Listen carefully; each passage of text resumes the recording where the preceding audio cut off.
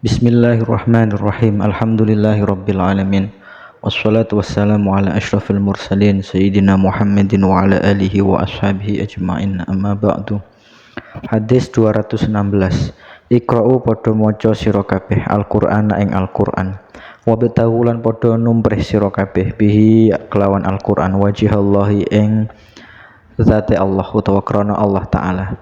Min qabli ayyatiyah saking sedurung yen to teka kaumun sapa kaum yukimu nakang padha jumenengake sapa kaum hu ing Al-Qur'an iqamatal qidhi kelawan kaya oleh jumenengake ing cemparing ya ta'ajjaluna padha cepet-cepetan sapa kaum hu ing Al-Qur'an wala ya ta'ajjaluna lan ora padha alon-alon sapa kaum hu ing Al-Qur'an. Rawahu Abu Dawud an Jabir. Jadi Nabi Muhammad bersabda, Al-Quran itu adalah kalamullah. Kalau kita tahu bahwa Al-Quran itu kalamullah, maka sudah seharusnya ketika kita membaca ayat-ayat Al-Quran, kita harus memahaminya dengan benar, dengan teliti, tidak tergesa-gesa. Karena apa? Karena Al-Quran itu adalah firman Allah. Tidak mungkin ketika Allah berfirman itu cukup hanya kita pahami lewat terjemah. Karena kita butuh yang namanya ilmu alat, seperti ilmu nahwu, balaghah, mantik, kemudian nanti usulnya. Itu semua adalah sarana untuk agar kita bisa memahami Al-Quran secara benar. Kemudian ketika kita membaca Al-Quran atau menghafal Al-Quran, niatilah untuk mencari ridho Allah semata. Jadi tidak untuk urusan duniawi atau bahkan untuk mencari materi lewat Al-Quran. Itu sudah zalim namanya. Kemudian Nabi Muhammad dalam hadis ini memperlihatkan mukjizat beliau, bahwa beliau sudah memprediksi jauh sebelum zaman ini bahwa besok kelak di akhir zaman banyak sekali dari umatku yang hanya membaca Al-Quran yang keluar dari mulut mereka saja. Mereka lebih mementingkan makhrajnya, lebih mementingkan keindahan suaranya, tapi tidak digali makna-makna yang tersirat dalam ayat-ayat Al-Quran itu. Nabi mengibaratkan orang seperti itu layaknya orang yang punya busur panah dan anak panah yang belum jadi. Jadi anak panah itu kan biasanya ada tombak di ujungnya yang tajam itu, kemudian yang ujung yang belakang itu kan ada semacam bulu untuk pegangan ya ketika kita menariknya. Nah itu belum sempurna, punya busur tapi anak panahnya belum lengkap, belum sempurna, belum jadi. Kalau kita gunakan untuk menembak hewan buruan, ya nggak akan bisa karena belum jadi. Jadi kesannya itu terlalu buru-buru. Lah sama orang yang belum paham betul tentang Al-Quran, dia sudah berani-beraninya mengaku sebagai orang yang paham Al-Quran, hanya bermodalkan hafalan, suara yang bagus, makhraj hurufnya yang fasih, seperti itu. Jadi tidak lain yang mereka dapatkan hanya dunianya saja, untuk akhiratnya masih jauh. Ini adalah kritikan dari Nabi yang perlu diperbaiki oleh orang-orang yang menghafal Al-Quran. Agar apa? Agar tidak melupakan sisi lain dari hanya sekedar menghafal Al-Quran itu sendiri. 217. Iqra'u padha maca sira kabeh ala mautakum ing atase pira-pira wong matine sira kabeh surat Yasin ing surat Yasin. Rawahu Ahmad. Bacalah atau bacakanlah surat Yasin kepada orang yang sedang mengalami sakaratul maut, orang yang hendak mati, itu disunahkan untuk membacakan Yasin kepadanya. Jadi dalam hadis ini masih ada ikhtilaf apakah sunnahnya hanya kepada orang yang akan mati atau bisa juga disunahkan bagi orang yang sudah mati. Nah, dalam syarah hadis ini disebutkan surat Yasin ini sunnah dibacakan kepada baik orang yang akan mati, orang yang sudah mati, entah di depannya atau di kuburnya atau dari rumah, untuk dikirimkan atau dihadiahkan kepada orang yang sudah mati. Bahkan dalam hadis lain ada riwayat dari Abi Darda yang mengatakan bahwa Nabi Muhammad bersabda, "Ma min mayyitin yamutu fatuqra'u yasin indahu illa hawwanallahu alaih." Barang siapa ada orang yang meninggal kemudian dibacakan surat Yasin, maka Allah akan meringankan siksaannya. 218. Aqallu ma utawi luwih sithik-sithike perkara yujadu kang bakal ditemu apa ma fi akhir zaman ing dalam akhir zaman, dirhamun iku duit, halalun kang halal, au akhun utawa sedulur, yusaku kang bisa dipercaya sapa bihi akhun. Rawahu Ibnu Asakir an Ibnu Umar. Jadi besok di akhir zaman, kata Nabi, ada dua hal yang akan sulit dijumpai oleh seseorang. Yang pertama yaitu orang mencari uang yang benar-benar halal. Itu akan sulit dijumpai. Karena apa? Uang ini sudah campur aduk semua. Ada uang halal, kemudian transaksi dengan orang yang pendapatannya itu syubhat, kemudian campur lagi. Ada orang punya uang halal, transaksi dengan orang yang punya uang haram, campur lagi. Begitu terus sampai akhir zaman. Jadi akan sulit sekali kita menjumpai uang yang 100% halal. Bahkan dulu sebelum zaman kita ini, Imam Hasan Basri sudah berkata, "Law wajadtu raghifan min halal la akhraqtuhu wa daqaqtuhu summa dawaitu bi al-mardo." Yang artinya, andaikan saya menjumpai sepotong roti yang 100% halal, niscaya saya akan merobek-robek roti tersebut, kemudian saya akan campurkan dengan air dan saya akan minumkan kepada orang yang sakit sebagai obat. Itu saja zamannya Hasan Basri, apalagi zaman kita ini dan apalagi zaman setelah kita ini. Kemudian yang nomor dua, di akhir zaman kelak kita akan sulit mendapati seorang kawan yang benar-benar terpercaya. Jadi teman-teman yang terpercaya itu kriterianya seperti apa? Ciri-cirinya yaitu orang yang benar-benar sayang terhadap kita. Jadi segala sesuatu yang berhubungan dengan kita, dia pasti respect, dia pasti memperhatikan, dia pasti membantu. Jadi tidak ada unsur iri, tidak ada unsur hasud. Jadi murni benar-benar ingin menolong kita tanpa pamrih. Jadi kalau kriterianya seperti itu, ciri-cirinya ya akan sangat sulit sekali kita menjumpai sosok orang yang seperti itu. Maka dari itu ketika kita memilih teman, maka kita harus benar-benar seleksi dan selektif. Agar apa? Agar kita tidak salah pergaulan sehingga justru kita yang terjerumus.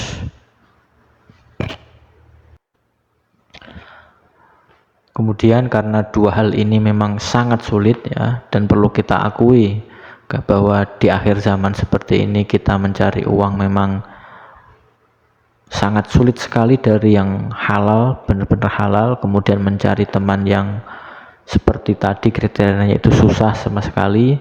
Kita kembalikan kepada kaidah usul fikih yang mengatakan ma la yudraku kulluhu la yudraku kulluhu. Jadi jangan sampai terus kemudian kita karena sulit mencari uang yang halal, ya udah kita cari yang haram saja. Tidak seperti itu. Jadi kita masih bisa menggunakan kaidah sebisa mungkin ya. Jadi kita harus tetap berikhtiar bagaimana caranya kita tetap mencari yang halal, meskipun pada kenyataannya memang agak bercampur dengan yang syubhat-syubhat sedikit, itu enggak masalah. Yang penting kita tidak sengaja dan tidak tahu. 219. Akbarul kabairi utawi luweh gede-gedene pira-pira dosa gede al isyraku iku nyekutokno billahi kelawan Allah, wa qatlun nafsi lan mateni awa-awaan, wa uququl walidaini lan wani maring wong tuwa, wa qaulu zuri lan ucapan goroh. Rawahu al-Bukhari. Di antara dosa yang paling besar, di antara dosa-dosa besar yang lainnya, yang pertama yaitu menyekutukan Allah. Jadi menyekutukan Allah ini tidak ada taubatnya, kecuali memang dia insaf, bersyahadat lagi, dan taubatan nasuha. Kemudian yang kedua yaitu membunuh orang, yang mana orang tersebut itu darahnya dilindungi. Jadi bukan hanya sekedar membunuh orang Islam saja, tidak, tapi setiap orang yang memang harta nyawanya itu dilindungi, seperti kafir zimmi, itu juga tidak boleh kita bunuh. Kemudian yang nomor 3, berani terhadap kedua orang tua, melawan kepada orang tua.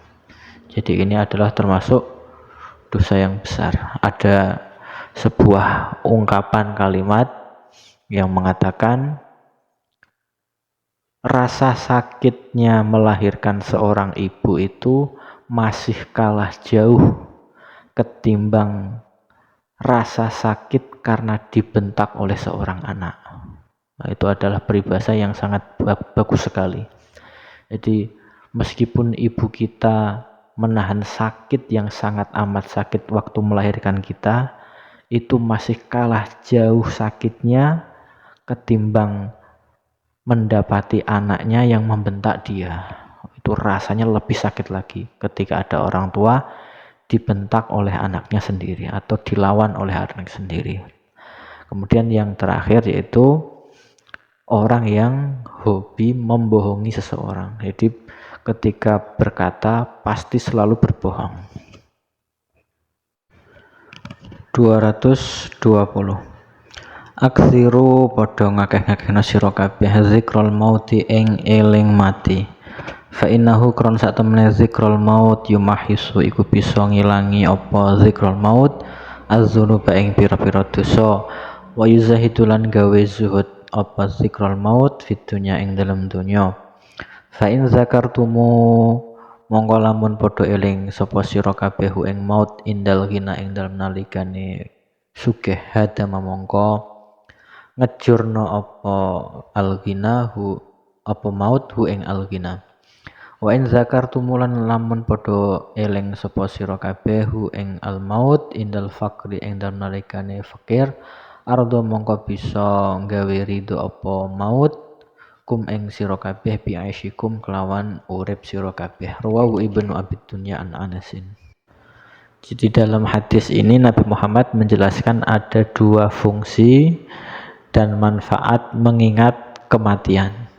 Yang pertama yaitu mengingat mati bisa mengurangi jumlah dosa seseorang.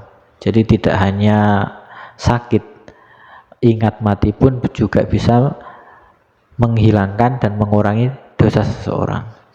Kemudian yang nomor 2 yaitu mati bisa membuat tingkat kezuhudan dalam diri seseorang ini semakin meningkat. Karena apa? Fa in zakartumuhu indal ghina hadamahu. Karena gini, semisal ada orang yang ditakdir Allah menjadi orang paling kaya satu desa, kemudian pada suatu kesempatan dia ingat mati, maka pikiran yang setiap hari mengatakan bahwa saya ini adalah orang yang paling kaya satu desa, ini akan musnah, akan hilang karena dihancurkan oleh ingat mati tadi. Jadi dia akan berpikir, oh iya, saya ini meskipun orang paling kaya satu desa, toh nantinya akan mati juga. Jadi apa gunanya harta yang saya miliki? Jadi harta yang segini banyaknya ini apa gunanya? Toh padahal saya nanti akan mati dan tidak ada satu harta pun yang akan saya bawa mati. Nah, otomatis zuhudnya seseorang akan bertambah, akan naik. Kemudian ketika ada seseorang ditakdir Allah menjadi orang miskin atau fakir, dia selalu mengingat kematian. Maka apa? Mengingat kematian ini akan menjadi pemicu orang tersebut untuk lebih ikhlas dan ridho kepada takdir Allah. Ya sudah, saya ikhlas meskipun saya ditakdir menjadi orang yang miskin, karena pada akhirnya pun saya akan mati. Jadi saya tidak cukup dengan harta yang ditambahkan. Saya sudah cukup dengan harta yang saya miliki meskipun jumlahnya sedikit. Jadi seperti itu adalah sebuah perasaan dan pikiran yang membuat level kezuhudan seseorang akan semakin meningkat karena disebabkan mengingat kematian. 221.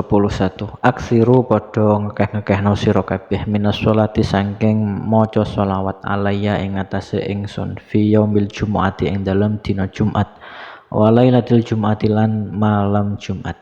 Faman mongko utawi sapane wong faala iku nglakoni sapa man zalika ing mengkono-mengkono iksarus sholawah kuntu mongko ana sapa ingsun lahu maring man syahidan iku dadi saksi wa syafi'an lan wong kang nyafaati yaumal qiyamati ing dalem dina kiamah. Rawahu al-Baihaqi an Anasin. Nabi Muhammad memerintahkan kita agar selalu memperbanyak membaca sholawat kepada beliau, terkhusus pada hari Jumat dan malam Jumat. Jadi bukan berarti Nabi Muhammad mengemis kepada kita untuk membacakan sholawat kepada beliau, bukan. Karena sholawat yang kita bacakan kepada beliau itu ibarat air yang ada di gelas yang sudah penuh. Jadi semakin kita tuangkan air ke dalam gelas tersebut akan tumpah. Maka airnya akan mengenai kita semua sebagai umat Nabi Muhammad yang membacakan sholawat kepada beliau. Jadi sholawat kepada Nabi maka kembalinya pun kepada kita sendiri yang membaca. Faman fa'ala dzalika kuntu lahu syahidan wa syafi'an yaumal qiyamah.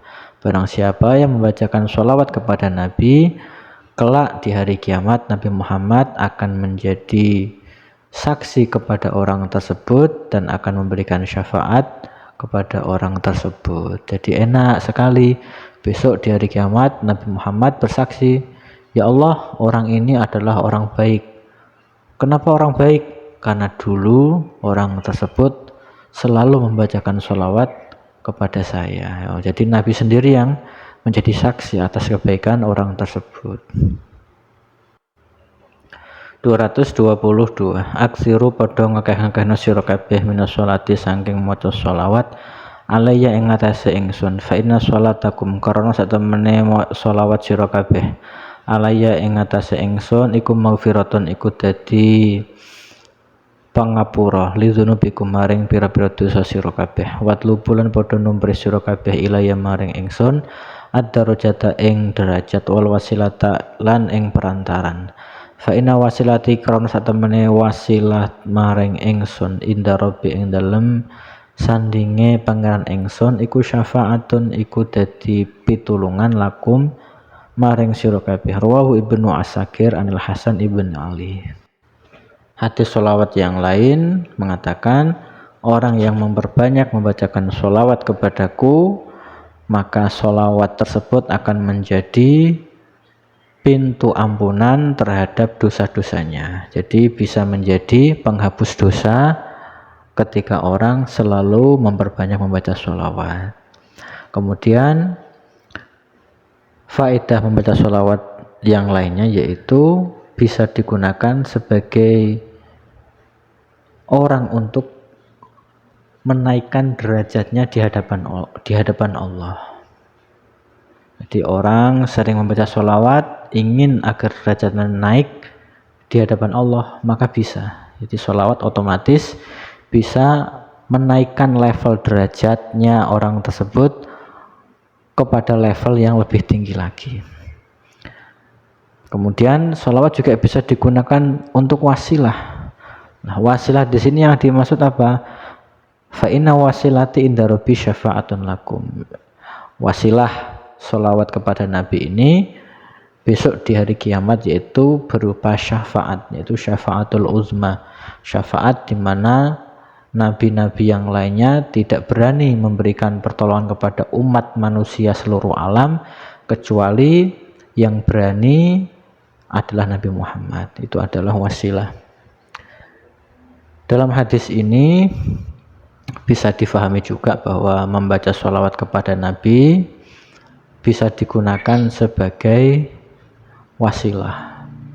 Jadi boleh, maka para ulama-ulama kita banyak sekali yang mengarang doa dari sholawat. Allahumma sholli wa sallim ala sayyidina Muhammad sholatan tamla'u khazainallah, misalkan sholatan tuballighuna biha hajja baitikal haram, bisa. Jadi sholat bisa digunakan sebagai wasilah untuk berdoa kepada Allah ketika ingin hajatnya dikabulkan, misal keperluan agar bisa naik haji, maka digunakan sholawat yang seperti tadi saya bacakan, sholatan tuballighuna biha hajja baitikal haram, atau mungkin sholawat nariyah, Allahumma sholli sholatan kamilah wassalim salaman taman, dan lain sebagainya. Itu adalah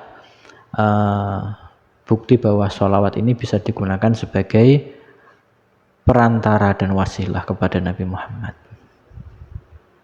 223. Aksiru padha ngekeh-ngekehno sira kabeh min tilawatil Qur'ani saking maca Al-Qur'an fi buyutikum ing dalem pira-pira omah sira kabeh. Fa inal baita qarun satamane omah alladzi la yuqra'u kang ora diwacakno fihi ing dalem al-bait Al-Qur'anu apa Al-Qur'an yakilum mongko dadi sithik khairu apa kebagusane al-bait wa yaksuru lan dadi akeh syarruh apa kealananane al-bait wa yadiku lan dadi rupek apa al-bait ala ahli ing atase wong kang manggoni al-bait. Rawahu ad-Darqutni an Anasin. Jadi pesan Nabi kepada kita semua agar apa? Agar rumah kita sering digunakan untuk membaca Al-Qur'an. Jadi sering-seringlah membaca Al-Qur'an ketika berada di rumah, karena rumah yang sering dibacakan Al-Qur'an maka akan bertambah kebaikannya dan keburukannya akan hilang. Dan kemudian faedah lain yaitu rumah yang sering digunakan untuk membaca Al-Quran, maka insya Allah anak cucu kita akan menjadi orang yang ahlul Quran. Kemudian efek dari rumah yang tidak pernah dibacakan Al-Quran atau jarang sekali untuk dibacakan Al-Quran bisa membuat seisi rumah menjadi sumpek, jadi hawanya itu negatif, jadi kurang kompak dan penuh dengan problem. Jadi sesama kakak adik atau mungkin orang tua dengan anak itu kayak kurang rukun gitu. 224. Akrimu padha mulyakno sira kabeh al ulama ing pira-pira wong alim. Fa innahum karena sak temen al ulama warasatul anbiya'i iku pira-pira pewarise para nabi. Faman mongko utawi sapane wong akrama iku mulyakno sapa man hum ing al ulama faqad akrama mongko teman-teman mulyakno sapa man Allah ing Gusti Allah wa rasulahu lan utusane Allah. Rawahu al-Khatib an Jabir. Muliakanlah ulama-ulama kita atau orang-orang yang alim. Orang alim adalah orang yang faham tentang hukum-hukum dalam Islam, orang yang faham tentang syariat, orang yang wirai, karena mereka semua adalah pewaris Nabi. Dan barang siapa yang memuliakan ulama, otomatis dia memuliakan Allah dan Rasulnya. 225 akramun nasi utawi luweh mulya-mulyane menungso atqahum iku luweh takwa-takwane annas, rawahu al-Bukhari wa Muslim. Jadi zahir makna hadis ini, manusia yang paling mulia di sisi Allah adalah manusia yang paling takwa. Takwa yaitu orang yang senantiasa melakukan seluruh kewajibannya dan menjauhi segala yang dilarang oleh Allah. 226 al-hazmu utawi kemantepan antusyawira iku yento musyawarah sapa sira za ra'yin ing wong kang anduweni pendapat sumatuti umangka nuli taat sapa sirahu ing za ra'yin, rawahu Abu Dawud. Cara agar supaya rasa keyakinan kita, kemantapan hati kita semakin kuat, yaitu dengan cara bermusyawarah kepada orang yang bisa kita ajak untuk bermusyawarah. Jadi dalam hal ini adalah orang yang berkompeten dalam bidang. Jadi semisal kita mempunyai problem masalah keuangan, maka kita curhat, kita bermusyawarah kepada orang yang ahli dalam keuangan. Kita dalam hal pekerjaan, maka kita musyawarah kepada orang yang ahli dalam pekerjaan. Kita punya problem dalam hal rumah tangga, maka kita minta pendapat kepada orang yang sudah berpengalaman dalam rumah tangga. Nah, itu semua adalah tahapan-tahapan kita untuk menumbuhkan rasa keyakinan dalam hati kita dengan cara bermusyawarah. Jadi ketika kita sudah mendapatkan solusi, maka patuhilah solusi tersebut dari orang yang kita anggap sebagai orang yang berkompeten. Agar apa? Agar urusan kita diberikan kemudahan. 227 al-Islamu utawi agama Islam nazifun iku bersih, fatanazzafu mongko padha gawe bersih sapa sira kabeh. Fa innahu qarana satemene kelakuan la yadkhulu iku ora bakal manjing al jannata ing swarga illa nazifun kejaba sapa wong kang resikan, rawahu ad-Dailami.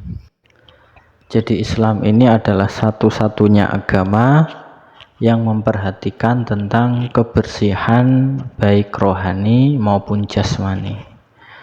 Kebersihan jasmani kita lakukan dengan cara beribadah kepada Allah, menjauhi maksiat, sehingga apa? Sehingga kita meminimalisir jumlah dosa dalam diri kita. Sehingga apa? Sehingga yang kita harapkan dalam diri kita ini bersih. Kemudian yang kedua yaitu membersihkan jasmani. Jadi dalam Islam pun sangat detail sekali dalam hal urusan kebersihan, mulai kebersihan badan sendiri, kebersihan rumah, kebersihan lingkungan, dan apapun itu semua juga diperhatikan dalam Islam. Mulai dari tata caranya kita mandi, tata caranya kita menghilangkan najis, tata caranya kita mengelola makanan, itu semua diajarkan semua agar apa? Agar jasmani kita menjadi orang yang sehat. Kemudian fa innahu la yadkhulul jannah illa nazifun. Ini adalah kebersihan rohani. Kalau jasmani sudah bersih, maka rohani yang perlu juga kita perhatikan, ibadahnya kita perhatikan, kemaksiatannya kita jaga. Insya Allah kalau kita rohaninya bersih, maka kelak kita akan masuk surga. 228 al-akbaru utawi kang tuwa minal ikhwati sangking pira-pira dulur iku bimangzilatil abi, iku kelawan kedudukane bapak. Rawahu al-Baihaqi. Ketika bapak kita sudah meninggal, maka kakak kita yang paling tua adalah orang yang menggantikan posisi sebagai bapak kita. Maka dari itu nisbatnya kakak terhadap adik adalah sebagai orang tua. Ketika adik masih butuh biaya, maka harus dinafkahi, harus diperhatikan pendidikannya, harus sayang seperti bapak kepada anak sendiri. Kemudian nisbatnya adik kepada kakak menganggap sebagai orang tua yang mana harus dihormati dan ditaati. 229. Al-amanatu utawi amanah iku tajlibu bisa narik apa amanah arizqa ing rizki. Wal khiyanatu utawi khianat iku tajlibu bisa narik apa khianat al-faqra ing kefikiran. Rawahu ad-Dailami. Amanah adalah sifat yang bisa mendatangkan rizki, sedangkan khianat adalah sifat yang bisa mendatangkan kefakiran. Jadi benar sekali kata pepatah yang mengatakan kunci kesuksesan seseorang yaitu apabila bisa dipercaya, dan awal kehancuran seseorang yaitu berkhianat. Kenapa sifat amanah ini bisa menjadikan orang kaya? Ya kalau dinalar gampang saja.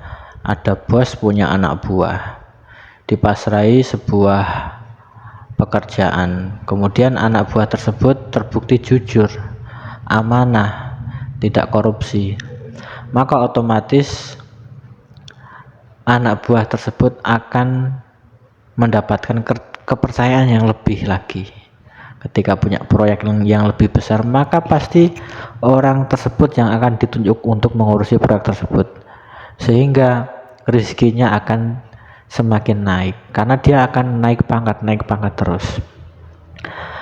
Tetapi kalau ada anak buah yang ketika dipasrai sebuah urusan oleh bosnya, dia terbukti berkhianat, korupsi, atau mungkin kerjanya tidak jujur, maka yang dia dapat adalah dipecat. Kalau dipecat tidak punya pekerjaan, ya udah dia menjadi orang yang fakir. 230. Umirtu diperintah sapa ingsun an uqatila ing yen to mateni sapa ingsun utawa merangi sapa ingsun annasa ing menungso hatta yasyhadu sehingga padha nyekseni sapa annas an ing sak temene kelakuan la ilaha iku ora ana pangeran kang hak disembah iku maujud illallah kejaba Allah, wa anna Muhammadan lan sak temene Nabi Muhammad iku Rasulullah iku utusane Allah, wa yuqimu lan padha nglakoni sapa annas as-sholata ing salat, wa yu'tulan padha ngetokno utawa aweh sapa annas az-zakata ing zakat.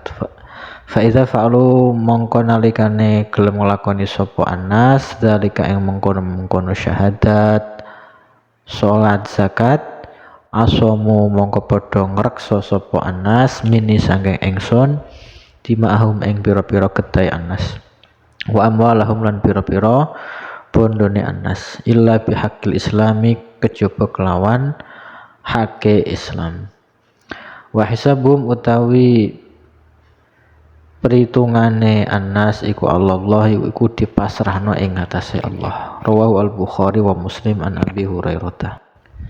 Jadi Nabi itu ditugasi Allah untuk selalu memerangi orang-orang sehingga mereka itu mau mengucap syahadat, mau melaksanakan sholat dan membayar zakat. Ketika mereka semua sudah melakukan itu semua, maka otomatis darah dan harta mereka itu akan dijamin keamanannya oleh Nabi. Dalam hal ini Nabi Muhammad sudah tidak lagi mengusik mereka. Tapi kalau ada orang Islam yang belum sholat, jangan tanya, Nabi Muhammad pasti akan mengancamnya. Orang yang belum mau membayar zakat, maka Nabi akan memeranginya. Tetapi kalau mereka semua sudah melakukan hal-hal yang diperintahkan Nabi, mulai dari syahadat, sholat, dan zakat, maka Nabi pun akan menjadi orang yang sangat lemah lembut kepada mereka. Jadi tidak hanya nyawa mereka yang dijaga oleh Nabi, tapi harta mereka, keluarga mereka, semua akan dijamin keamanan dan keselamatannya oleh Nabi, kecuali ada hak-hak yang dilanggar. Dalam hal ini misal orang sudah masuk Islam tapi membunuh sesama orang Islam, lah ini sudah beda cerita lagi. Itu yang dimaksud illa bihaqil Islam. Kemudian arti wahisabuhum Allah, ini maksudnya ketika mereka semua orang-orang sudah mau bersyahadat, sholat, zakat, itu Nabi tidak dibebani lagi oleh Allah untuk menjustifikasi satu demi satu orang. Tapi apa yang mereka lakukan, ibadah-ibadahnya, sholatnya, zakatnya, itu Nabi tidak ada urusan lagi. Jadi orang itu mau beribadah karena ikhlas, atau karena hanya takut kepada Nabi, atau karena ingin melindungi nyawanya karena memang sudah tidak ada pilihan lagi, itu semua dipasrahkan kepada Allah. Biarkan Allah kelak di hari kiamat yang akan menghisapnya, apakah orang tersebut kategorinya orang yang ikhlas, apakah orang tersebut kategorinya beribadah hanya karena takut kepada Nabi. Nah, itu semua urusannya Allah. 231.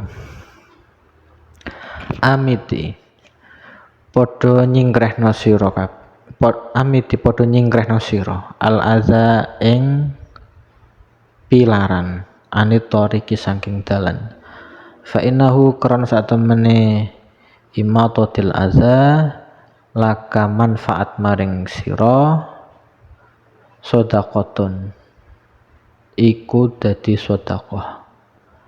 Rawahu al-Bukhari. Jadi enaknya Islam ini, apapun pekerjaan asalkan itu baik pasti dinilai sedekah. Jadi dicontohkan dalam hadis ini, apabila kita sedang berjalan, kemudian di tengah jalan kita mendapati ada sesuatu yang membahayakan pengguna jalan yang lainnya, seperti ada duri, ada batu, atau ada kaca, ada paku, kemudian kita mau untuk membuangnya atau menghilangkannya agar jalan tersebut bisa dilewati oleh orang sehingga tidak mencelakai orang lain, maka itu bernilai sedekah. 232. Jadi mulai hadis ini sampai beberapa hadis di bawahnya ini berisikan tentang doa-doa. Jadi monggo yang mau menghafalkannya.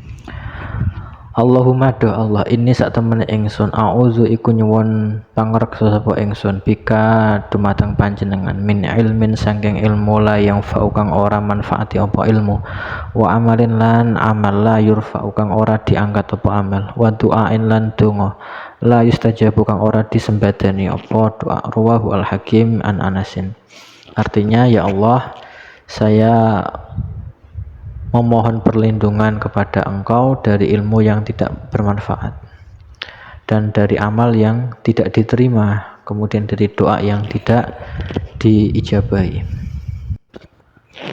233. Allahumma do Allah ij'al mungkin datusake panjenengan fi qalbi ing dalam ati ingsun nuron ing nur cahaya, wa fi lisan lan ing dalam lisan ingsun nuron ing cahaya, wa fi basari lan ing dalam peninggal ingsun nurun ing cahaya, wa fi sam'ilan ing dalam pengrungu ingsun nurun ing cahaya, wa an yamin lan arah tengen ingsun nurun ing cahaya, wa an yasari lan saking arah kiwa ingsun nurun ing cahaya, wa min fawqi lan saking arah dhuwur ingsun nurun ing cahaya, wa min tahti lan saking arah ngisor ingsun nurun ing cahaya, wa min amami lan saking arah ngarep ingsun nurun ing cahaya, wa min khalfi lan saking arah ngburi ingsun nuron ing cahaya wa ja'alan mungkin datusake panjenengan lima ring ingsun fi nafsi ing dalam awak dhewe ingsun nuron ing cahaya wa adin lan mugi mulyake panjenengan lima ring ingsun nuron ing cahaya.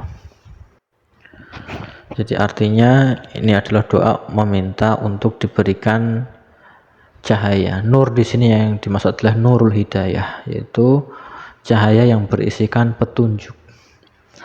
Itu ij'al fi qalbi nura, semoga engkau jadikan hatiku ini penuh dengan cahaya hidayah. Wa filisani nuran, ketika saya mengucapkan atau menjelaskan perkataan atau ilmu itu bisa membuat orang lain mendapatkan hidayah. Wa fi basori nuran, mataku penuh dengan cahaya hidayah. Pendengaranku penuh dengan cahaya. Wa an yamini nura, sebelah kananku cahaya. Wa an yasari, sebelah kiriku cahaya. Wa min fauqi, atasku, bawahku, depanku, belakangku, semua semoga engkau jadikan penuh dengan cahaya hidayah. Wa ja'alli fi nafsi nuran, dan semua dari ujung rambut sampai ujung kaki penuh dengan cahaya. Wa azim li nura, dan muliakanlah diriku ini dengan adanya cahaya hidayah dan pengetahuan. 234 Allahumma do Allah ighfir mugi paring pangapura panjenengan lima ring ingsun warham lan mugi melasi panjenengan ni ing ingsun wa alhiq lan mugi nemokno panjenengan ni ing ingsun birrafiqi kelawan Allah zat kang maha welas al-a'la kang luhur. Ya Allah, semoga engkau mengampuniku dan memberikan belas asih-Mu kepadaku, dan pertemukanlah saya kepada engkau besok kelak di surga yang tertinggi, yaitu di surga Iliyin. 235 Allahumma do Allah ini saat temene ingsun as'alu iku nyuwun sapa ingsun ka ing panjenengan minal khairi saking kebagusan kullihi ya sakabehane al khair marupane kebagusan alim tukang ngerti sapa ingsun minhu saking al khair wa malan kebagusan lam a'lam kang durung ngerti sapa ingsun wa a'udzu lan nyuwun bawreksa sapa ingsun bika dumateng panjenengan minasyarri saking kealanan kullihi ya sakabehane asyar marupane kealanan alim tukang ngerti sapa ingsun minhu saking asyar wa malan kealanan lam a'lam kang ora ngerti sapa ingsun ing marwa at-Tabarani an Jabir bin Samurah. Ya Allah, saya minta kepadamu segala kebaikan, baik yang saya tahu dan yang belum saya tahu, dan saya berlindung kepada Engkau dari segala bentuk keburukan, baik yang saya tahu atau yang saya tidak tahu. 236 Allahumma do Allah ij'al mungkin datusake panjenengan ni ing ingsun minal ladzina saking wong-wong akeh idza ahsanu kang ing dalem nalikane gawe bagus sapa alladzina istabsyaru mongko dadi bungah sapa alladzina wa idza asaulan nalikane gawe ala sapa alladzina istaghfaru mongko njaluk pangapura sapa alladzina rawahu Ibnu Majah an Aisyata. Ya Allah, saya minta kepadamu agar engkau jadikan aku dari golongan orang-orang yang ketika berbuat kebaikan maka merasa gembira, dan ketika berbuat dosa maka segera minta ampun kepada Engkau. 237 Allahumma do Allah ini saat temene ingsun a'udzu nyuwun pangreksa ingsun bika dumateng panjenengan min qalbin saking ati la yakhsya'u kang ora khusyuk apa qalb wa min du'ainan saking donga la yusma'u kang ora dirungu apa doa wa min nafsin saking awa-awaan la tushba kang ora warak apa nafas wa min ilmin saking ilmu la yang fa kang ora manfaati apa ilmu a'udzu nyuwun pangreksa ingsun bika dumateng panjenengan minha ulail arba'i saking mengkono-mengkono papat. Rawahu at-Tirmidzi an Ibni Umar.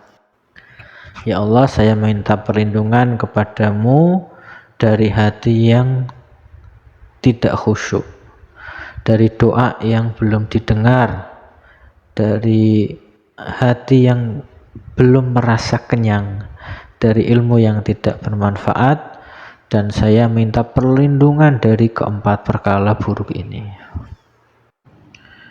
238. Ya Allah, berikanlah aku rizki untuk mencintaimu dan mencintai orang yang cintanya bermanfaat kepadaku di sisimu. Allahumma ma razaqtani mimma uhibbu faj'alhu quwwatan li fima tuhib. Ya Allah, apa yang telah Engkau berikan rezeki kepadaku dalam apa yang aku cintai, maka jadikanlah cinta tersebut sebagai kekuatan bagiku untuk mencintai apa yang Engkau cintai. Allahumma wa ma zawaita anni mimma uhib faj'alhu faragon li fima tuhib. Ya Allah, apa yang Engkau tidak berikan kepadaku untuk mencintai sesuatu, maka jadikanlah sebagai kesempatan untukku dalam mencintai apa yang Engkau cintai. 239. Ya Allah, jadikanlah aku sebagai hamba-Mu yang selalu bersyukur, yang selalu sabar. Waj'alni fi aini shaghira, dan jadikanlah aku dalam penglihatanku sendiri sebagai orang yang rendah, sehingga saya tidak merendahkan orang lain, karena saya melihat diriku sendiri ini merasa orang yang hina.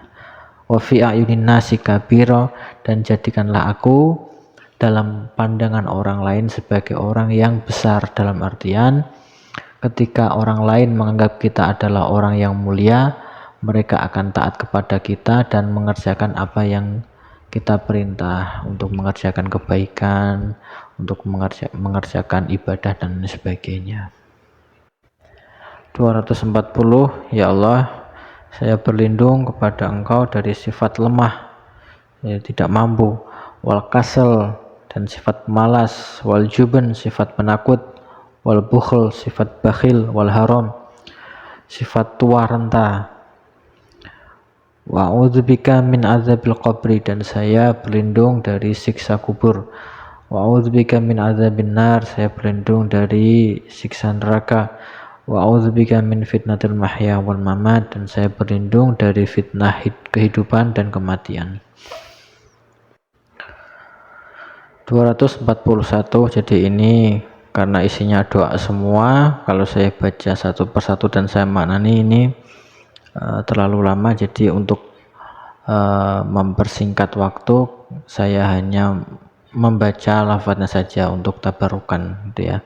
Jadi kalau pengen lihat artinya bisa di searching gitu saja. Allahumma rabbana atina fid dunya hasanah wa fil akhirati hasanah wa qina adzabannar. Rawahu al-Bukhari. 242. Allahumma la aisha illa aishul akhirah. Rawahu al-Bukhari. 243. Allahumma firli khati'ati wa jahli wa israfi fi amri wa ma anta a'lamu bihi minni. Allahumma firli ma qaddamtu wa ma akhartu wa ma asrartu wa ma a'lantu. Antal muqaddim wa antal muakhir wa anta ala kulli syai'in qadir.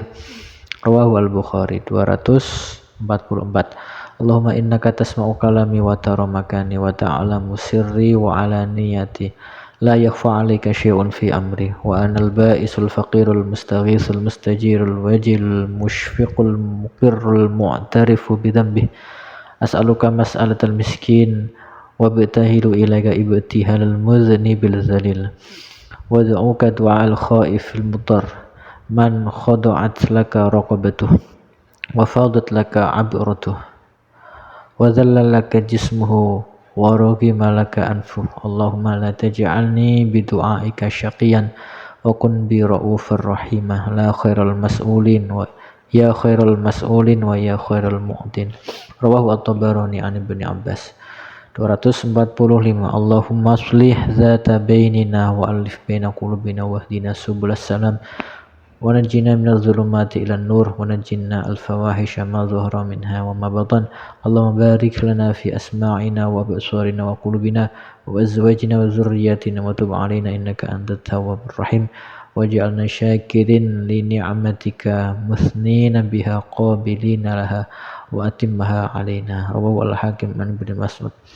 246 Allahumma shlih li dini allazi huwa ismatu amri wa aslih li dunyaya allati fiha ma'ashi wa aslih li akhirati allati fiha ma'adi waj'alil hayata ziyadatan li fi kulli khair waj'alil mauta rahatan li fi min kulli syarr rawahu Muslim an Abi Hurairah. 247 Allahumma ja'al hubbaka ahabbal asya'i ilayya waj'al khasyataka akhwafal asya'a indi waqta' anni hajatid dunya bisyauqi ila liqa'ik wa idza aqrarta a'yuna ahli dunya min dunyahum fa'aqrir aini min ibadatik rawahu Abu Nu'aim anil Haythim ibn Malik at-Ta'i. 248 Allahumma ftah masami'a qalbi li dzikrik warzuqni ta'atak wa ta'ata rasulik wa amalan bi kitabik rawahu at-Tabarani an Ali. 249 Allahumma altuf bi fi taysiri kulli asir fa inna taysira kulli asir alayka yasir wa as'aluka al-yusra wal mu'afata fid dunya wal akhirah rawahu at-Tabarani an Abi Hurairah. 250 Allahumma aghnini bil ilmi wa zayyini bil hilmi wa akrimni bit taqwa wa jammilni bil afiyah rawahu Ibnu An-Najjar an Ibnu Umar. 251 Allahumma inni a'udzubika min khalilin makir ainahu tarayani wa qalbuhu yar'ani in ra'a hasanatan dafanaha wa in ra'a sayyi'atan adza'aha rawahu Ibnu An-Najjar an Sa'ad ibn Sa'id al-Muqbiri mursalan. 252 Allahumma arham khulafai alladzina min ba'di alladzina yarawuna ahadisi wa sunnati wa yu'allimunaha annas rawahu at-Tabarani. Di 252 ini artinya Allahumma doa Allah irham mugi melasi panjenengan khulafai ing pira-pira pengganti ingsun alladzina rupane wa akeh min ba'di kang ing dalam sawise ingsun alladzina rupane wa akeh yarwuna kang padha riwayatna sapa alladzina ahadits ing pira-pira hadis ingsun wa sunnati lan sunnah ingsun wa yu'allimuna lan padha mulang sapa alladzina ha ing ahadisi annas ing manungsa. Ya Allah, semoga Engkau memberikan belas asih kepada pengganti-penggantiku, yaitu orang-orang yang datang setelahku yang meriwayatkan hadis-hadisku dan mengajarkannya kepada masyarakat luas. 253 Allah wa tiasir kabeh Allah ing Allah fi kibati Misra ing dalam penduduk Mesir fa innakum karena satemene sira kabeh satadharuna iku bakal menang sapa sira kabeh alaihi mengatasi kibati Misra fayakununa mongko bakal ana sapa kibati Misra lakum maring sira kabeh udatan iku dadi cacawisan wa lan pira-pira kanca fi sabilillahi ing dalam dalane Allah.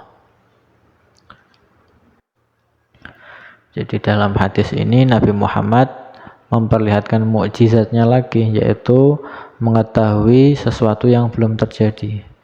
Jadi Nabi Muhammad berkata kepada para sahabat, wahai sahabat, besok kalau kalian perang melawan Mesir akan menang. Jadi kata Nabi seperti itu.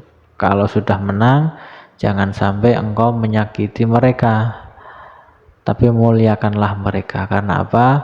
Besok Mesir akan menjadi negara yang Islamnya juga mayoritas dan menjadi salah satu negara yang membantu mensukseskan dalam penyebaran Islam secara merata dan lebih luas lagi. Jadi terbukti sampai sekarang Mesir di situ adalah negara yang Islamnya mayoritas, di situ adalah tempat belajar, gudangnya ilmu agama, semua karangan ulama-ulama dari dulu sampai sekarang kumpul di sana semua. Ada banyak sekali, ribuan bahkan ratusan ribu kitab karangan ulama dari dulu sampai sekarang. Wallahu a'lam bishawab.